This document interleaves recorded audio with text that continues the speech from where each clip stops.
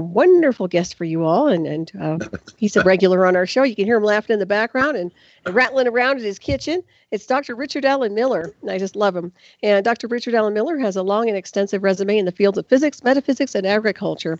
And here are just some of the highlights. Here are just some of the highlights from his very rich and very varied resume, from solid-state physics to states of consciousness and much in between.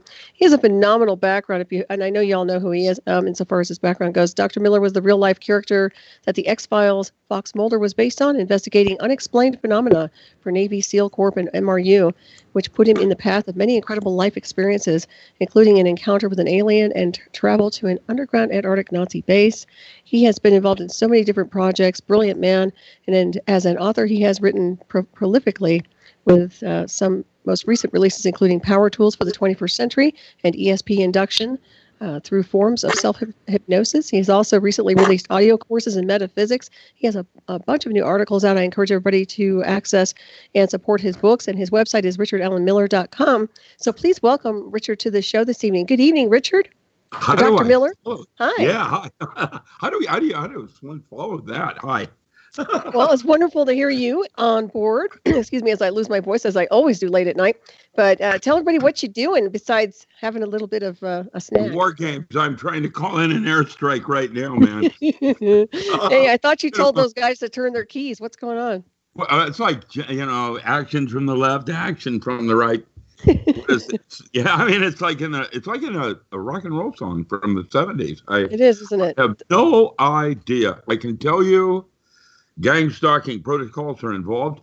I grew up in Seattle, and that was where I spent my childhood. I went to high school and grade school there. And when I came out of grad school from the East Coast, went back east to do the big time. And then when I came back home, I went to work for Boeing. And some of the first things that I did, even before I started working in anesthesiology, was first infrared countermeasures. Then I got into strange stuff and started doing the creepy. And when I say the creepy, it's the stuff that none of the other scientists wanted to do because nobody knew how to approach it. How do you approach extrasensory perception? It's not a force in nature that we have defined yet. We now are referring to it as the gut instinct. When you have this just certainty of knowledge inside that cannot be explained from logic. And that place is actually where the mandala effect, where everything happens, is in these altered states of consciousness. And I'm exploring those like a navigator, trying to figure out what it all means. And it has peril, like Madame Curie, when she studied radioactive cobalt and uranium, and then died from radiation poisoning. Mm-hmm. There's when you're in these new fields, there are rules of engagement that you're not certain what they mean. Mm-hmm. Yeah. Right. So one of the things I had to do is go back into the old schools of magic and witchcraft. Today's modern witch would be someone like you. No, would be. It's me. No, go ahead. Look at it, smile. Yeah, bring it on. What today is about is working outside the box. A witch, for example, would have a spider web up in the corner of one of the attics in their room because it would cauterize and clot a blood wound. And they had knowledge that was not generally, embraced by the majority at large, that would rather think in terms of where did this knowledge come from? It didn't come from the Church of England, so it must be the devil. Mm-hmm. The person that lived alone, that had knowledge on herbs, the American Indian is probably the closest thing we have to modern witchcraft today with toadism. Toadism is the embracing of an animal spirit of some kind that you identify with. You're a BlueRaven. You have this set. Yeah, okay, good. You're on the same page. You have an animal part of sense of self that you've identified is a way of communicating information from this strange universe that I don't understand yet how to describe, multiverse, into consciousness. And everybody does it differently. And tribes, American Indian tribes, had a protective spirit, something that would be always around whenever they were in danger and seemingly carry them through, like showing you which way to go, like a compass flying away. It's a way of being. And I am doing that now in altered states of consciousness without drugs. And it's scary. Yeah. It's expansive, I'm sure. So how are you doing this? Are you just meditating, or how are you going into the altered space of consciousness? You mean, do I use a Ford hammer or a whip like the Jesuits? Yeah, that's it.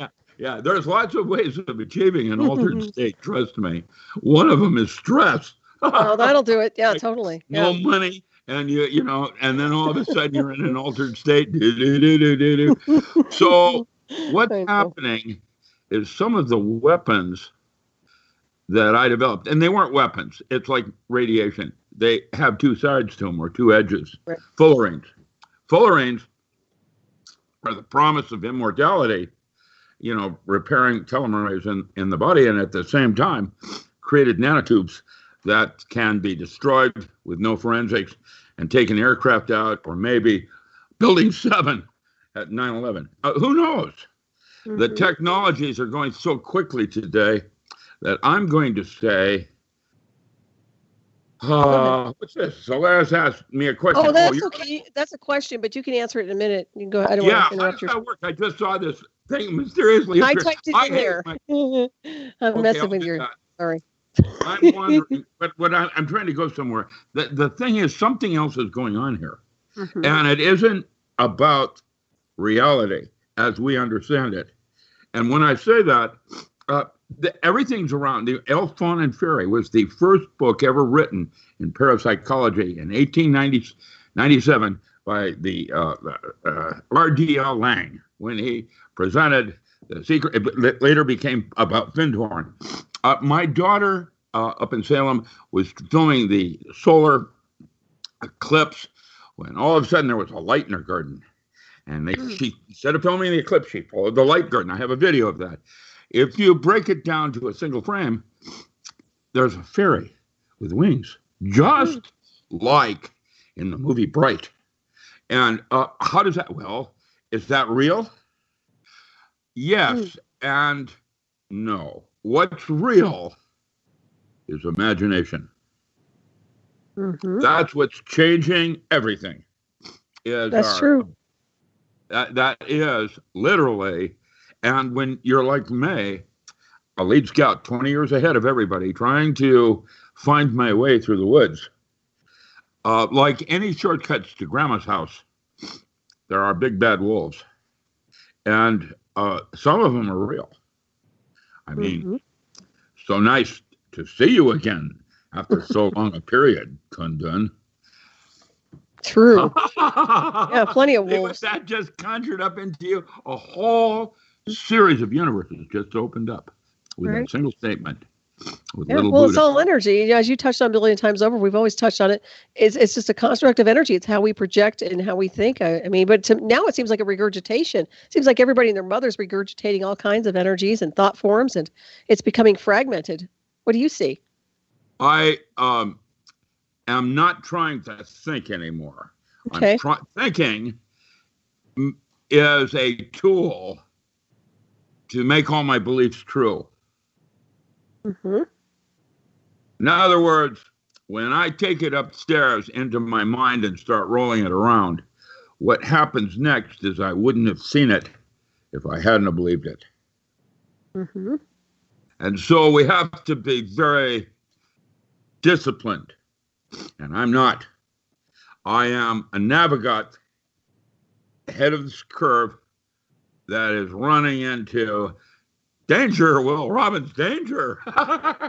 or a Major Tom, and I'm 2,000 light years from home, and I want to come home, Bill Bailey. Please. Well, for me, home is off planet. Where's your TARDIS, damn it? I thought you were supposed to bring one each time you're on my show. let's just get out of here. Come on, you're brilliant. Can't you come up with something? Yeah, that sounds like a plan. It does sound like a plan. Yeah, Seriously, I'm not kidding. Parker and her gang. Let's go do them. I am. I'm not here anymore because this isn't Kansas anymore, Dodo. This is a crazy-ass floating asylum now. It's worse than that. It's Elysium, not asylum. It's Elysium. Yeah. It's gone to the other side, Luke. I always say it's across. No, it's things are strange here where I'm at right now. And when I say that, it's like the old songs we used to sing going up and down the Mekong Delta. It's nuts. It's rock and roll. And the rest of it, trying to find your center in this is requiring me to go back to school in disciplines. I have been invited on a series of tours up through Canada to do sustainable lifeboats. I'm going to be doing that at the end of August and into September. And they want to set up sustainable lifeboats are lifeboats with oars.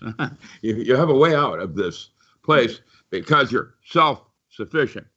And none of us, including me, is ready for what is about to happen. And it is going to happen. And with all change comes opportunity. And that's the part I'm trying to ascertain now, because it isn't about money. I'm flat broke. It's stressing me out to the max. And yet there's a part of me that is not concerned, because it's not going to be, at the end of the day, what's really important. Mm-hmm. Right. I think everybody's going through that implosion right now. But I do encourage everyone to purchase your books. And if anybody's listening out there, purchase your books. And how can they do that? On your website? Yeah, going to richardallenmiller.com, ALAN. And then I am the only authorized person in the universe to sell my books new. Even if you bought them new from me and didn't touch it, it's no longer new because I autograph every single book. If my book does not have an autograph inside it, it did not come from me. And I would say that 5 out of 6 books that you might order are not coming from me. If you go to Amazon or eBay or even PDF, just their sites, like Scribed, none of that came from me. And this is, and do you think I can get that to get changed? The plausible deniability of the way Amazon has set things up, there is absolutely no way you can get from here to there unless you have a lawyer. And the last lawyer, I called up this very famous copyright lawyer in Arizona. She's very world famous. She draws as a blood trail and works. And she said, Dr. Miller, I cannot represent you because it would be a conflict of interest. I said, what? Why? She said, Dr. Miller, I cannot answer that either because that also would be a conflict of interest. Well, that's interesting. Yeah. And it goes downhill from there. I am now filing with the Justice Department, state of Oregon, others on senior abuse. It's crazy. And I have done everything I can. I'm very smart. And if I can't get through, I'm David. And basically, even with God's help, probably could not pick up a big enough rock to drop this Amazon. Wow. That's literal. And it all changed in the last few years with the so-called print on demand and copy quick. And the idea of being able to make a cloning, what do they call that? Replicator. How did they put it on Saturday Night Live? Oh, yes. Cheeseburger. Yeah, that's an old one. Yeah, no kidding. It's a truth. So I am writing my brains out. I have 5 books I've just uploaded this week, new, in metaphysics. And we're going to put a big special on them because they're audiobooks. And now I'm doing them as downloads rather than as, labeled copies and things like that. This is just for survival. And now I've got my tarot. I've got a book on tarot coming out in September. Yeah, it's called the magical and ritual use of metaphor, archetypal gods in daily living. Nice. I like that. Well, get that one cracking. I want to see that one. Well, it's pathworking, and it's basically, you know, in Jungian psychology, third generation, imaginal, that would be James Hillman, Kubler-Ross, others like that. They would suggest that you are either possessed, a single god with a single story going on, or you're complexed, in which case you have a multiple of stories going on. And these multiple stories are psyche at the well of souls, might be one of them. And when you can identify the 2 or 3 different stories, primary themes, because according to the Greek, their technologies led them into what we call soft sciences that dealt with metaphor. And that's Gregory Bateson. What is your metaphor? But to serve your paradox. It's the way you relate one thing to another through similar differences and different similarities. That's John Bohm and the implicate order. The idea that you break things down to make them human. Like when Bruce Lee would say, become like water. What he's suggesting is that when you take water, it is undefinable. Once you put water in a cup, you have containerized it so it now has a length, girth, and width, and you can use it as a tool. And that's what metaphor is about. And the way the Greek identified it, using the tree of life and the so-called Kabbalah, there are 22 stories in the big city. And what you're trying to do is identify the 3 or 4 different stories going on inside you. And each one has an ending. And is that how you want your to end? And if you didn't, then you move to a different storyline. Mm-hmm. Yeah, totally. Well, That's you've talked about changing the the demons scenery. I'm dealing with. What's that? No, you've talked about changing the scenery before on the show, and yeah, that's what it sounds like, and that's very interesting how you correlate that. You know, to me, it seems like we need to just navigate at a very high, what I call frequency, in order to dissipate some of these things. And I wanted to ask you, do you think there's a correlation between the vibration of certain things and the attraction of what we call non-productive entities? Magnetic monopoles. Well, that's what comes to mind now. Boeing actually has a magnetic monopole. There's your vibration. That is attractors. It riding on the wave of an electromagnetic field. It is a new concept in jet propulsion. Propulsion was always an explosive charge, like an explosion going on behind you that propelled you through space. The other, using magnetic monopoles, this vibration of attractions, is you riding electromagnetic waves from one subset field to another. And why, when you look at a so-called UFO that's using a non-combustive propulsion system, it does not appear to be moving in a straight line through space. It's jiggled. And that's how you can tell a UFO from something else, you know, like a falling star or something like that. You see this thing moving through space, and the way we now in paranormal studies are understanding it, you can't see the electromagnetic fields, but it's a jerkiness going from one subset to the other. And that is also defined on whether or not the craft is now using 3 magnetic monopoles or 4. 3 will sit easily on a curved space environment, but 4 is more stable, like a chair, but it is more difficult to control. And that's where this whole concept in mathematics is coming up, creating what we now call string theory into knot theory, K-N-O-T. It's the taking a plasma or a superstring, which is a plasma with a sheath around it, and tying a bowline knot on it. And then when you pull on either end, the way subspace and time behave. And these mathematics are leading us to a whole new level of what the brain is and is not as a projection system. And that's a new book I'm writing, also called The Non-Local Mind in a Holographic Universe. I like that. Change the movie. Yeah, well, that is essential. It's a model. I had to have a set of rules of engagement in order to know what kinds of doors I could open and what kinds of doors are not available to me. These arguments about flat space, is the Earth flat, Well, yeah, I can, with advanced mathematics, prove that the Earth is flat.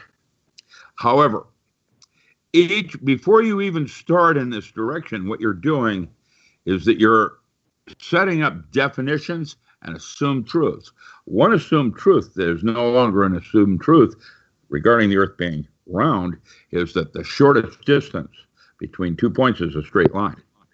The very fact that we now believe that it is not necessarily a straight line, that space is curved, and there is such a thing as tunneling and event horizons in solid-state physics, would allow us to realize that if that is an incorrect assumption, the shortest distance between 2 points is a straight line. Now, once you make that assumption, you can, because if you say space is curved, you can, with some forms of mathematics, prove that the Earth is flat. Here's the bad news. Once you do that, it sets up the realities for that universe. And in a flat universe, there's only certain things that can happen, whereas in a center of the universe, like the Church of England wanted us to believe we were the center of everything, and that changed later. Well, once you started to realize there's something more going on, what that does is it offers more doors available for reality that you might be able to change. And when I use it like that, I'm going to say that a Buddhist can be a Christian, but a Christian cannot be a Buddhist. That means that once you have a worldview of assumed truths, certain realities become available to you and limit other realities. And that's why we go from a quantum to a holographic universe. Mm-hmm. You make perfect sense. Yeah, I totally agree with that. It seems to me it's also true that the most observation is based on the perception of the observer. So if they're seeing something, whether it's a curvature or a straight line, it would be based on their state of consciousness to some degree, I would think. Well, that's right. That's right. Wait, because I have already proven there's an altered state of consciousness right over here, not where you are at this moment talking to me, but just slightly to the left right there. You're in that state. Your ability in guessing increases 400 times over where you are right now. Mm-hmm. That means that when you go into an altered state, the rules of the universe change. Yep, and I agree. So altered states of consciousness are states where you can do things you cannot do in normal waking state.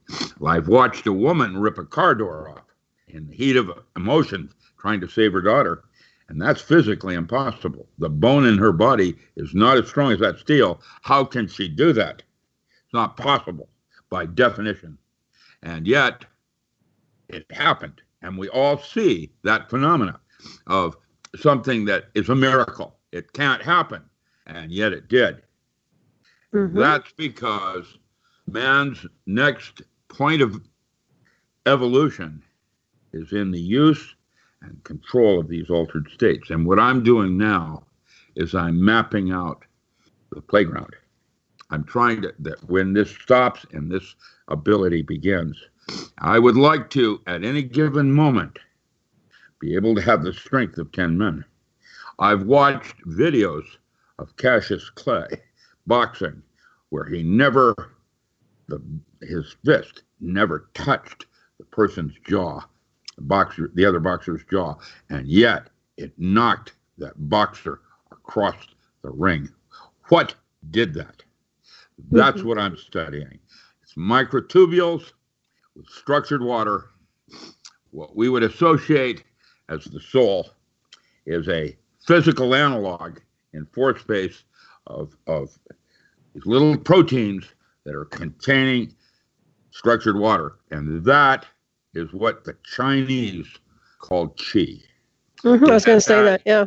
Go ahead. There's been, at the moment of death, in the article I gave you, at the moment of death, there is a 5-gram weight loss. Everything. And what is that? Well, when I say it's structured water in a microtubule, that is a quote from Sir Roger Penrose at Princeton, one of my mentors. He talked differently about the nature of curved space as microtubules and torus twistor space. When a drop of water falls from the heaven and hits a pool of water, a number of things happen. The first is that there's waves that go outward. We'll call that the future timelines. The wave that goes inward and slaps itself now creates a bubble, not a drop of water, a bubble with a very special kind of water, H3O2, that surrounds the medium in which it falls when it pops back up off the pool of water as what appears to be another drop going back up into the air to come back down again and hit the water again. The thing is, it's no longer a drop of water. It is a cavitation process very similar to what you're finding with your brain, with science and religion, what you find with Sol and Nibiru, and what you find in the center of our galaxy, the singularity at the other end. And all of that reminds me of a hourglass, where it's a closed system, where you have only the moment. What you're trying to do is take that moment from the profane. Are we there yet? Into the sacred, where it becomes timeless. And I think you'll see that that's how Carl Sagan wrote it in Contact, when Jodie Foster fell through a geometric universe known as a paper I wrote with my ex-wife called The Dodecahedral Universe. Roger Penrose's first book that I used as a textbook was called The Geometric Universe. And now I'm going to suggest, using the highest forms of math that are available today, that this system is actually a dodecahedron, and that there is a reflected universe from the Big Bang. And while everything in our universe of consciousness as we are right now is moving out toward the future, there is a subset universe that's going backward in time. And that is essentially what your brain is. Very interesting. Time travel, when you time travel, what you are really doing is recreating the hologram of the brain at that moment when it experienced that event. Well, let me ask you something real quick here. So if we go back in time, I prefer to go forward. So go ahead. What's the difference? There's a big difference, because when you go backwards, what, you're going in regression? You're going into what, your own past and the past before you, or are you going forward into the future? And the correct answer is I don't know. Oh, okay. You're doing both, just like turning the hourglass upside down. Okay, so it's singularity? All right, that's exactly correct. As a model, using assumed truths and definitions, that's where we are today. Now, that doesn't mean it's right. That universe, once it's in your mind's eye, like a replicator, now you have a 3D printer. Cheeseburger, cheeseburger, cheeseburger. Right? That's very interesting. I just love having you on my show. Go ahead. Well, keep going. Here's where we go from here. That would suggest magic with a K. That's Medford, Ashland, Grants Pass, Illinois Valley, Cave Junction, and Klamath Falls. Hoorah! That is the free state of Jefferson. I'm just kidding. It is the art of changing consciousness at will. And that's what I've been exploring, is the new directions in physics, magic. Right, and that's alchemy, right? Well, we called alchemy personal transformation. I believe I wrote a book on that years and years ago. By the way, that's one of the books that Amazon is printing in mass market editions illegally. They print 2,000 to 4,000 copies at a single time. And there are 60 people on Amazon now selling my book cheaper because of their theft. And do you think I'm able to get to talk to anybody in legal about getting that changed? No. Why? No. They're crooks. Because they make better money having 60 people selling my book for the same price I do. I mean, it'd be okay if they were selling it, if you were getting a commission or getting your you're not getting any money. I'm not getting anything because who's doing that?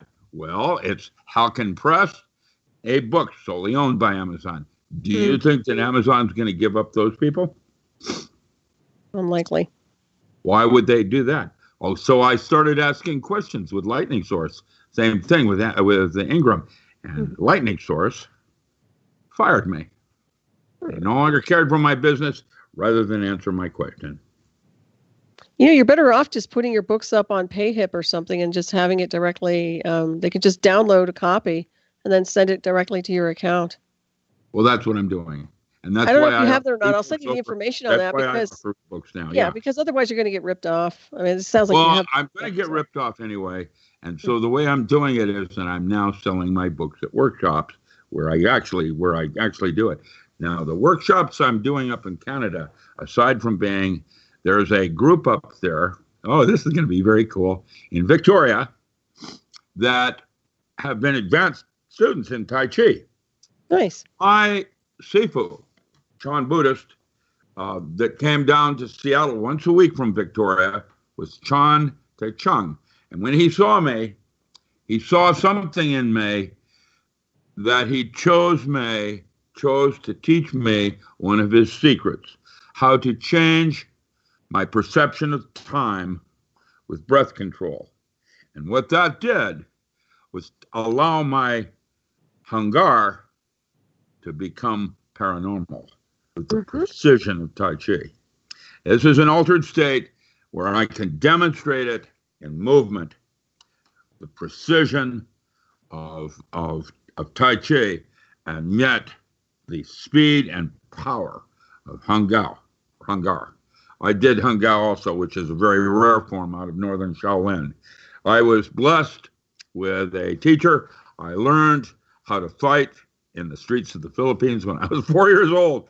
I was going to Buddhist missionary schools, and I was Caucasian. And so I learned how to fight on my back, on the ground. I got real good at that because I was always a mob on top of me. I also, by the way, learned how to play chess in the streets. Nice. I didn't realize that. Yeah, cool. The old men would sit there with a chessboard and would take a penny or two to show you new moves in chess, and that's because they never lost. It's like New York City in the one park where all those boards are there, and you get to slide around and play chess with each other. And it is a way of enjoying the moment with someone else. And so, that's rare nowadays. I have a true story. It'll be in my autobiography. I'm in a room with my SEAL Team 1, and I turn the light out and I say, "Last man standing." What happened next is when the last man came over to get me, I tripped him because I was on the ground already, and then got up, turned the light on, and asked what everybody learned. It's a metaphor. I said one thing, and sleight of hand did another. Last man standing. And the first thing I did is I went to my back because that's how I learned how to fight. There's no defense coming upward on something. You can't defend yourself. That's why they call it an uppercut. Blam. Yeah, that's interesting. It is all in the mind and the way you choose arbitrarily to go from one moment to the next. And gang stalking protocols are now being explored in Seattle on the homeless. It's terrible what's going on. Oh, they're doing it to everybody, and not even homeless. Well, here's how it all started. They started in prisons with moving them from oxycodone and heroin and morphine to antidepressants, Zoloft, Adderall, and so on, speed. And now those drugs are rampant in the prison because of the studies they were doing on what changes someone with these altered states. And then they started giving them to our children. And when I say that, out of 10 children that are on Adderall, 2 will be highly unstable. You use my technology of placing a voice anywhere in space. I hear voices in my head. And then there's always a second shooter, probably taps that kid with scopolamine. And that is another beta test for what is about to happen as an end game weapon called 5G towers and smart meters. Because once they put a smart meter on your house, an AI can identify one individual over another by DNA, and it's target specific. Let me ask you something about the 5G. Doesn't it kind of damage the DNA to such a level it would have a hard time reading the DNA? Well, it has all bandwidths, including light, have dosimetry. Right now, the sun is in a kind of solar minimum, and what we've got happening now is ultraviolet B quality UVBs that are destroying ants and flies. The way we first started noticing that is in farmyards in the Midwest, and a steg pie, a pigsty that did not have the flies it should normally have. What happened to them? The longer UV light is killing the smaller insects. Imagine what it's doing to skin cancer. And so all bandwidths have dosimetry. The higher microwave band is essentially unshieldable. You can't put a Faraday cage around something like that. Right. And are you talking the 5G then? Yes, 5 gigahertz. Yes. Okay. 5 gigahertz is the carrier band necessary to do the technology of placing a voice anywhere in space. And that includes vacuum, which means that if you were over there in that spaceship and there's no air, I could communicate to you using synthetic telepathy. Well, I've been there already. It's 0.3 to 3 gigahertz. I can give you a technical paper I wrote on that runs it down as a weapon beginning in the 30s, right on up to the point where they were using it on Branch Davidian for crowd dispersal. It is. Go ahead.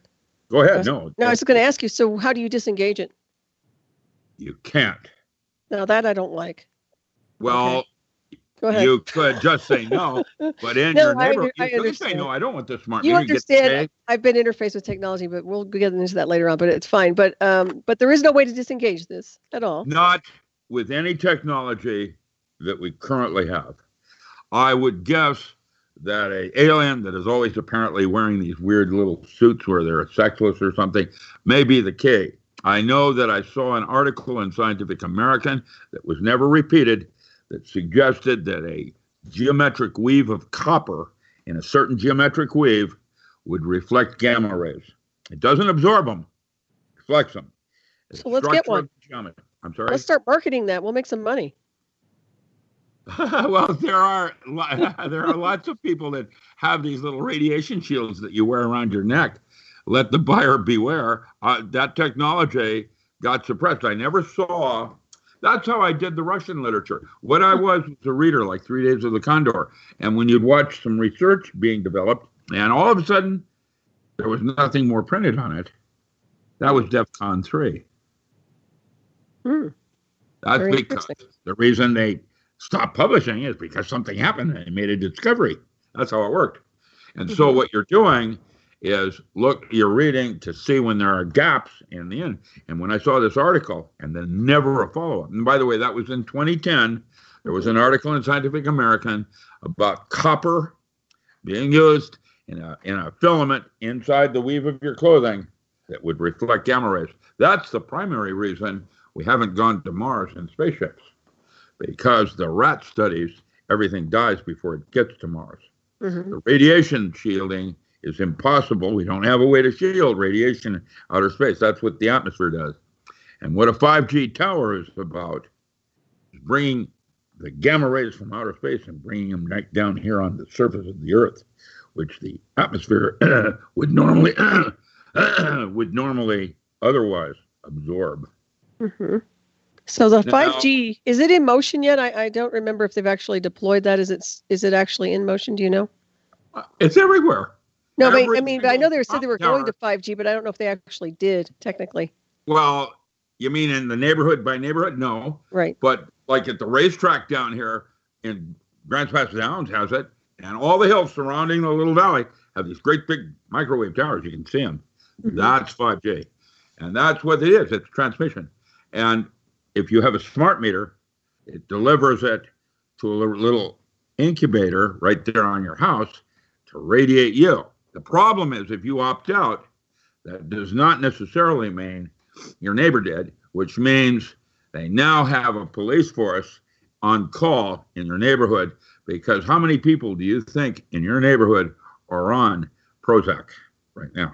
Oh, geez, they're all medicated in one form or another. There it is. Read it and weep. And that is an end game weapon. Now, there are always defenses. You know, these little smart meters, they're little drones about the size of a fly, and they have a shaped charge in them. And the guy throws it up in the air, and it buzzes him like a little fly, and he can't swat it because it's 100 times faster than he is. He reaches in, grabs his little iPad, patches in a couple things, and it goes straight to a dummy and blows it up because the shaped charge is enough to blow out your brain.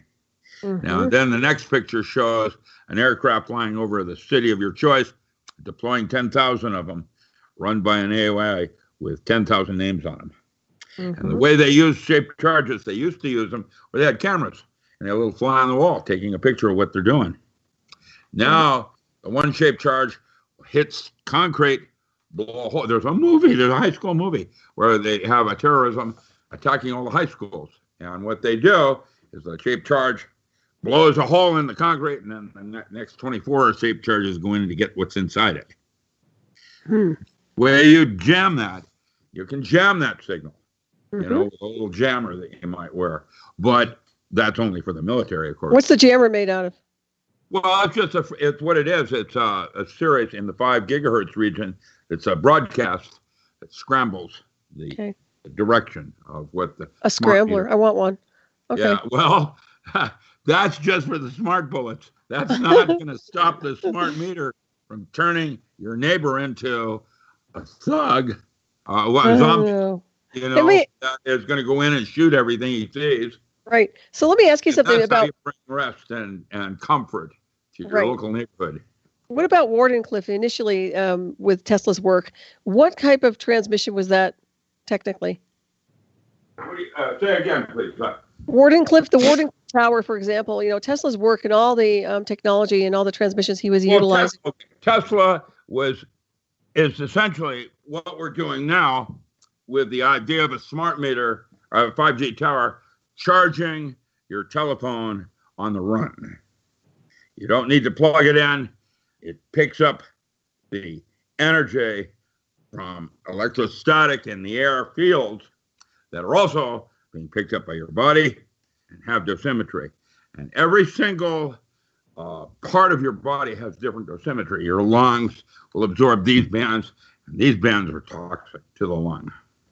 And each part of your body is different. And that's Dr. Beal's work in Florida on radiation dosimetry, LD50 ratios of exposure to certain bandwidths. 50% of humans die. That's what an LD50 ratio is. And so that's why we have things like fullerenes for radiation sickness. It'll go in, identify and isolate the the pinball machine that's causing cancer and stop that nonsense from replicating. See, body makes mistakes all the time. What you don't want is the body to reproduce that mistake. Continually. Right. That's called cancer. Yeah, self-replicating. Okay. Yeah. There's no doubt. That's interesting when you talk about that because of the electrostatic and the ethers and it's free energy, literally, and that's what we are through prana, life force, and nothing's free. Unfortunately, Mark Knopfler, the music is for nothing, but the chicks are never free. Trust me. But you know what I'm talking about. But technically, if we had gone the right direction, none of this, the meters and all this whole delusional program they've been running. Free energy would be something like using a buoy in the tides in Nova Scotia. The tides up in Nova Scotia go 60 feet every day. Now, that's enough swing up and down with a buoy to create a power system that would service the entire eastern seaboard, no cost at all other than how do you deploy it down the line. The buoy is out there moving with the tides. The tides are about the earth and the moon and the pull of the sun. And so free, there's always what we call attenuation or losses, frictional losses, electric losses in the line, like there's impurities in the copper, and so it doesn't move freely through the copper, there's losses. That's where the so-called free part gets lost in the shuffle. The thing is, we're getting better and better with lighting systems, for example. We've gone from the light bulb, which burns hot. That means most of the energy is not creating light, it's creating heat. And so there's losses. We call the heat losses because they also break the light bulb down. Now, an LED is bandwidth specific, and the reason that we're developing these things is there's a good likelihood that in the near future, we're not going to be able to farm anything on the surface of the earth. And that means we're going to have to go underground, and we're going to have to be doing something that's very efficient, and rather than light bulbs. So when you go underground and you're growing broccoli, it's different, and the light needs it's bandwidth specific, just like your body is. And the bandwidth that's needed to grow broccoli is different than cauliflower. And so what you do is you design an LED that radiates from this bandwidth to that one, and that's used on our celery. And when you drop in vertical forms of aquaculture, the water heats up because of the nature of energy and the way it's falling. And as it gets further down toward the ground, as it's falling, water, going down a stream, it warms up. And so that determines which crops are at which level in the vertical aquaculture system, a closed system, either being in space on a space platform away from Earth. That was called leaving orbit. That Timothy Leary talked about that. SMILE, space migration, intelligence increase, longevity extension.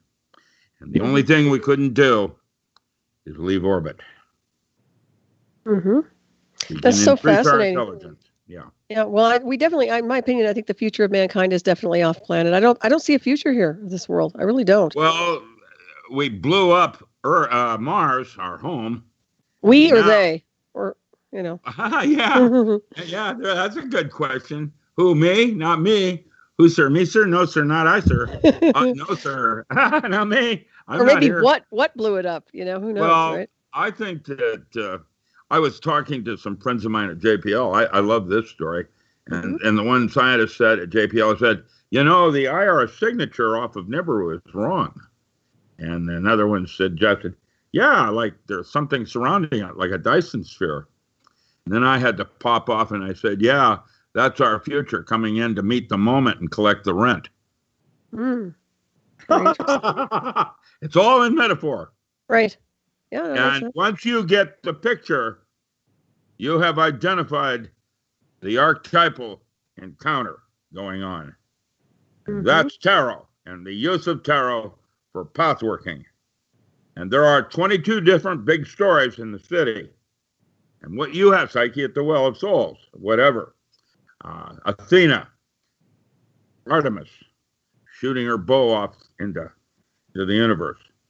The idea of androgyny, the measuring of the difference between being a hermit and the lovers in the tarot card.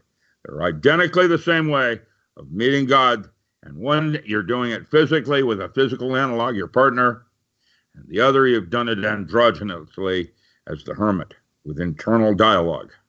It is a way of being and a way of looking at what's going on as a tool then that allows you to have the strength of 10 men when you want to, or to be the ability to know what the future is going to hold when you go internally, rather than think about which way you're going to run.